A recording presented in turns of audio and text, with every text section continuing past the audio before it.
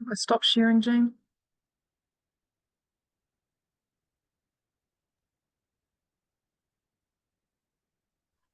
Paul Marie, everyone. Oh, try again. Here we go. So, tēnā koutou, e nā tangata whenua, kua haere mai nei. Ko kaipara te whenua tupu, no ta awaroa au, kei motu e ka au I noho ana. He ahorangi au I o tākau whakaihu waka ki Pōneke, ko Jean Haysmith au. Nō reira, tēnā koutou, tēnā tātou katoa. So I grew up in the Kaipara. I'm from Helensville and I live in Motueka. I'm a professor at the University of Otago in Wellington and my name is Jean Haysmith. Greetings to us all. So this evening I'm kōrero about paralysis, about appropriation and a framework that supports safety for Māori whānau in rehabilitation interactions. While I'm talking about my experience and journey towards being tangata tiriti, I hope there's some resonance in what I say that offers you some encouragement too. I'm speaking here as Pākehā, to Pākehā and tau iwi predominantly. So I'll use some Māori kupu tonight, and this is part of addressing my paralysis. It's challenging myself to use more kupu in public and to understand their meaning and to focus on pronunciation. I've tried to remember to put all the kupu I use in a white box on the slide in case they're not kupu you know yet. And I realise that kupu have multiple layered meanings and my explanations are brief and they're not complete. So I gave a pepeha at the beginning, and when I do this, I really notice some feelings underlying my paralysis, and I wonder if you can hear those in the slight waver in my voice. So in a hui, giving a pepeha is usually the first time I speak te reo Māori in front of a group I don't know, and that's scary for me. I'm most afraid of giving offence. While I'm on a journey to becoming tangata tiriti, I'm often afraid that I've done the opposite by not understanding tikanga or mispronouncing the kupu. So a large part of my paralysis comes from such fears. And eventually I realised, of course, that unless I step outside my comfort zone, which is the place where I feel in control, nothing changes.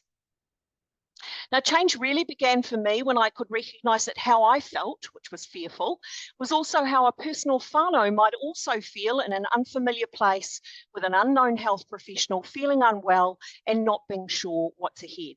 I'm guessing fearful, quite likely. So rather than thinking I feel safe because I'm doing this perfectly, I started to think, what do we need to feel safe? And how can I contribute to that safety? And this is still front of my mind as I continue my learning.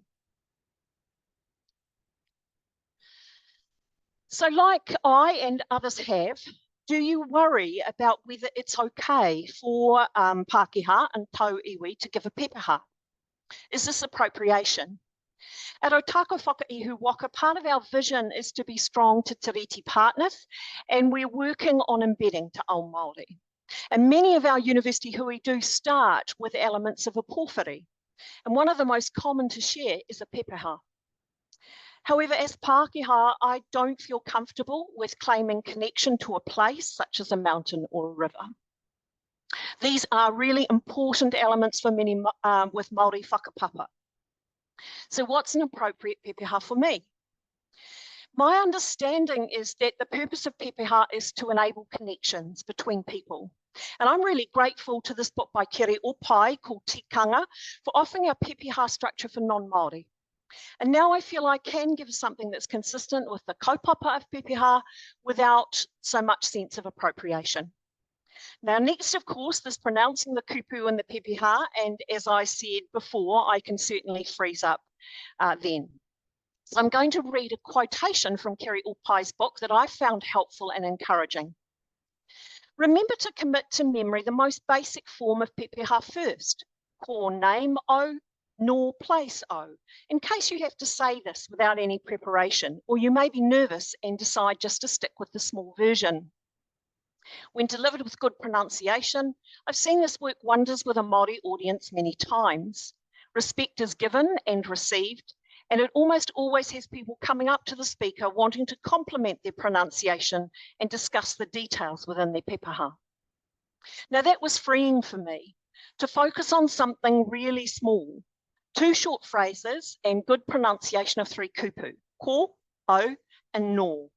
And because I come from a place with a Māori name, Te Awaroa, to pronounce that well too. Ko Jean Hay Smith o, no Te Awaroa o. And then the next step was adding a greeting at the start and the end. Tēnā koutou, ko Jean Hay Smith o, no Te Awaroa o, tēnā tātou katoa. I guess you get the picture about how very slow, very small, steady movements I'm able to make, thanks to Kerry Orpai's teaching.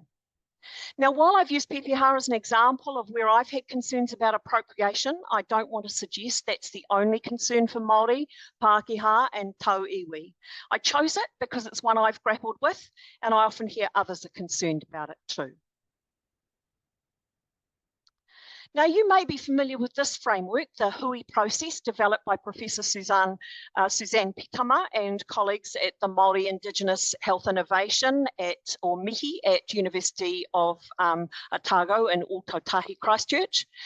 The Hui process describes ways to improve health professionals' relationship with Māori persons and their whānau. And this process is worthy of a lengthy kōrero to understand it more deeply and to talk about how to apply it. So by giving this overview, I don't want to suggest that the process is a superficial one, or that parroting a couple of te reo Māori phrases is enough. Being human means that we're pretty good at reading other people, and we quickly sense whether something is parroted or it's genuine. So I've tried to find ways to say and do things within the Hui process that feel authentic to me. And as I give some examples, I'd encourage you to think about, how do I do this part of the process? Often we already do things well, and a small tweak means they could be even better. So in a first ever interaction with someone, I might begin with something like tēnā koe, or Jean Hay Smith tāko ingoa. I'm the physiotherapist in this clinic, and the main thing I do is help people with bladder problems. Dr. Jess suggested you come and see me because you're rushing to get to the toilet, and sometimes you don't get there in time. So in the greeting, I usually include a little bit of te reo Māori. However, Māori colleagues have often reminded me of the whakamā that many Māori feel about not being confident in te reo Māori. I hope that by using a few common kupu means that I can then follow the lead of the person about using te reo Māori. Now, something I find challenging is the idea of sharing information about myself. What information? How much information? Is that within the professional code of ethics? The Hui process reminds me that the kaupapa is about making connection. And at the first meeting, the information exchange might be things like where we're from and who we're connected to. Relationships develop. So if I'm seeing somebody many times, we get to know more about each other over time. Now, I'm immensely grateful to Dr. Anna Tiatia Whaotuesi Latu for this question. How can I get this right for you today?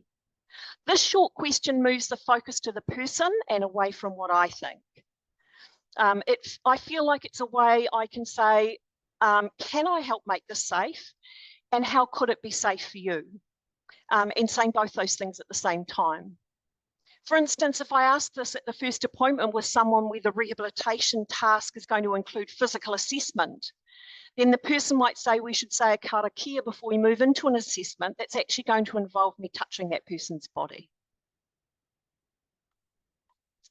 So this element about rehabilitation tasks is quite specific. So here I just want to mention the Meihana model, which is complementary to the Hui process. The Meihana model is a much bigger framework about Māori health and wellbeing, and it may be useful if you're involved in assessment and treatment planning, and you want to consider the many facets of health and wellbeing for a person when, for example, you're involved in history taking. Now, endings are something I don't do well if I've already moved on in my head to thinking about the next person I'll see. Instead, I need to pause deliberately and and find out things like what the person has understood so far, whether it's important to close with a karakia today, and to clarify the independent practice the person can do before I see them next time in clinic. In this study that I'm mentioning now, it was led by Māori, and the researchers explored the idea of therapeutic connection with Māori in neurorehabilitation. Now, I got some very useful insights from the study that helped me apply the hui process, so that's why I thought I'd mention it. First, my training used a term like therapeutic relationship when talking about physiotherapy-patient relationships, because I was a physiotherapist. However, study participants felt that the word therapeutic projected a strongly biomedical viewpoint rather than a relational one. So in Te Ao Māori, a focus on meaningful interaction is a better way of understanding what's needed in the healthcare encounter. Now, I feel that this is a model that's worthy of time and deep consideration, and I've chosen just 3 examples of how it's helping me think about the hui process and Meihana model in rehabilitation interactions. So first, wairua. Wairua is a core element, as you know, of all Māori models of health and well-being. Yet the idea of wairua is pretty scary, I think, for a lot of us, if we've grown up with a secular worldview. This study broadened my understanding of what contributes to the wairua of an encounter. I now ask, what's the sense or energy I bring to this interaction today? For instance, am I feeling rushed and is therefore my behaviour hurried? Or if I'm feeling under pressure, is my behaviour distracted? Or if I'm feeling low energy today, do I appear uninterested? I also ask myself, what can I do to boost my battery right now so the wairua I bring is the wairua that supports meaningful interaction? Reciprocity means two-way interaction or two-way connection. And the study challenged me to consider what vulnerabilities or uncertainties I share. The person and the whānau are probably experiencing many in the rehabilitation context. And what are mine? I'm becoming more honest about what's going on for me because it's often affecting my wairua. For instance, I'm distracted today because my mother isn't well. I hope you'll excuse me if her doctor phones and I have to answer my phone while I'm with you. Finally, speaking with rather than speaking to. This strongly links to why I try and use Māori kupu appropriately and the importance of understanding more of Te Ao Māori. An example from recent times is more understanding and conversations about pain symptoms. Mamai means bodily or physical pain, but it means a lot more than that, because when used by a person and their whānau, I can listen for all the elements that are part of pain experience in body, in mind, in spirit, and whānau, and so on. So when I use the word, I do it knowing that mamai has those layers of meaning. So the repeat messages I give myself as part of this journey to being tangata whenua are people first, not perfection, small steps, and a learning mindset. This slide here, and you'll be able to get this after the presentation, is some resources that I found really helpful. Te Aka the Māori Dictionary is great. A superb feature of it is the audio, where I can hear the kupu spoken. It's also available as an app if you want to carry it with you on your phone. The next 3 are all resources about the hui process and Meihana models. And the last is the study about meaningful connection, and of course, Kerry Opai's book called Tikanga. So I want to thank you for your attention, and I invite anyone who wants to follow up with me by email to do that. Nō reira, tēnā koutou, tēnā koutou, tēnā koutou katoa.